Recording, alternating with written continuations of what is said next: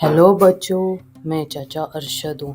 मेरे पीछे घर देख रहे हो, ये 5 बहनों का है। चलो आज उनकी कहानी सुनाता हूँ, लेकिन जल्दी से सब्सक्राइब करो पहले। एक घर में 5 बहनें रहती थी। एक का नाम था टूटी, एक का नाम था फटी, एक का नाम था मरी, एक का नाम था भूतनी, एक का नाम था फीकी। एक दिन उनके घर लड़की देखने वाले आए। मम्मी बोली आप कुर्सी पे बैठेंगे ये चटाई पर। मेहमान बोले कुर्सी पर। मम्मी बोली टूटी कुर्सी ले आओ।